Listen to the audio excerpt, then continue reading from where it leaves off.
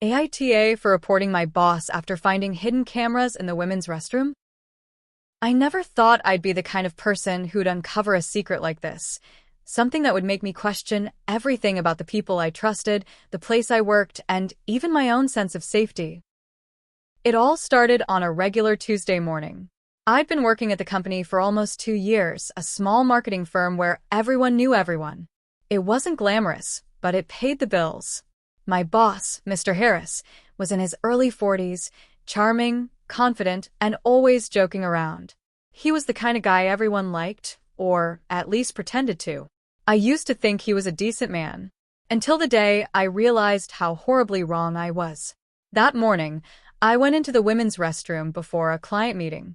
As I washed my hands, I noticed something weird, a small black dot, barely visible, under the soap dispenser. At first, I thought it was just a screw, or maybe a sensor for automatic soap. But when I leaned closer, something about it didn't sit right. It looked too deliberate, too hidden. I crouched down, my heart starting to beat faster. It wasn't a sensor. It was a tiny lens. For a second, I froze. My mind tried to reject what I was seeing. A camera? In the restroom? No, that couldn't be real. Maybe it was a prank. Maybe it was nothing. But deep down, I knew it was real. I checked around, shaking, trying not to panic. My hands were trembling as I ran my fingers along the corners of the mirror, the ceiling vent, even the paper towel dispenser. And then I found another one, hidden behind a small slit in the air freshener unit. That's when I felt my stomach drop. 2 cameras, both perfectly positioned to capture the stalls and sink area. Someone had deliberately placed them there. Someone who knew exactly what they were doing. I remember running out of that restroom, my heart pounding so hard I could barely breathe. I didn't even go back to my desk. I just sat in my car in the parking lot, shaking. I thought about who could have done it. We had an all-male maintenance team, and our boss had the only keys to the storage room where cleaning supplies and tech stuff were kept. Still, I didn't want to jump to conclusions. For the rest of the day, I couldn't focus. My coworkers laughed, made jokes, carried on like everything was normal, and all I could think was, how many of us had been filmed? That night, I told my best friend, Emily. She works in IT, and she told me to document everything. So the next morning, before anyone arrived, I went back into the restroom and took photos of both hidden lenses with my phone. Then I pulled the air freshener unit down completely. Inside was a micro SD card and a small wireless transmitter. That's when I knew it wasn't just some random prank. It was a setup. I took everything, the camera, the SD card, the photos, and went straight to HR. Our HR manager, Linda, looked horrified. She told me to leave everything with her and promised to handle it immediately. I should have felt relieved, but I didn't. Because the next day, Mr. Harris called me into his office. He smiled at me like nothing was wrong, like I was just another employee he wanted to chat with. But there was something in his eyes, something cold and calculating. He asked how my week was going, and then casually mentioned that he'd heard I found something interesting. My blood went cold. HR must have told him. I didn't say much, just that I thought it was a serious issue and hoped it was being handled properly. He leaned back in his chair and smiled. You know, he said, it's easy to misinterpret things. The company has security systems in place for safety reasons. We wouldn't want false accusations floating around, would we? The way he said it, calm, confident, almost threatening, made me want to vomit.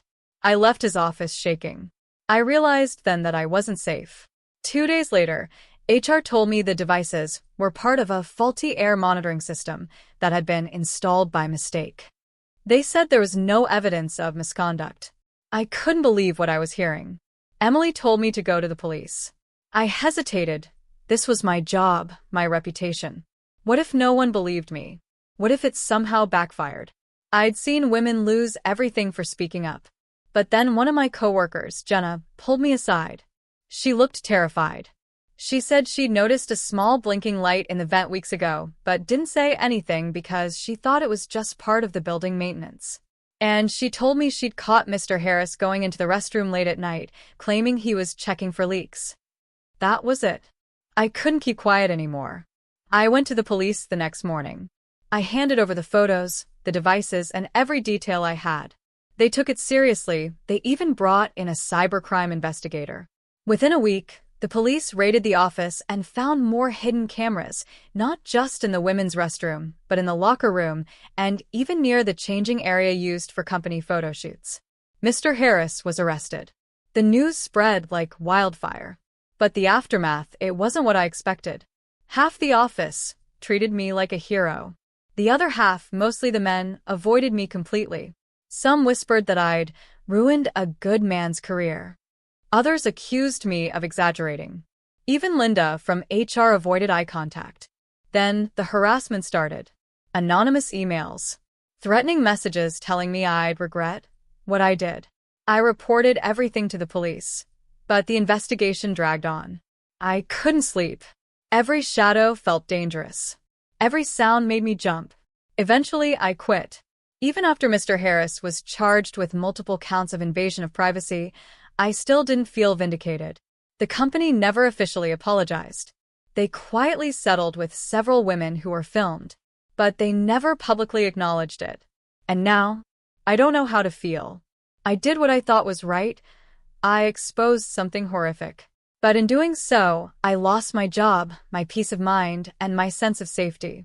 My parents told me I should have just quit quietly and let someone else handle it. My dad said, "You can't fight people in power, honey. It never ends well." But how could I live with myself if I hadn't said anything? How could I stay silent, knowing women were being violated every single day we walked into that restroom?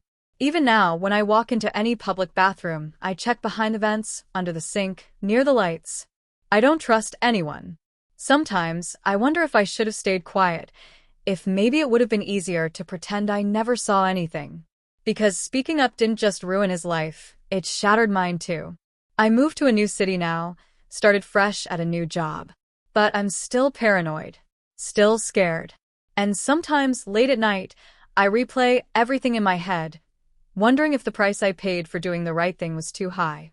So here I am, confessing to strangers on the internet.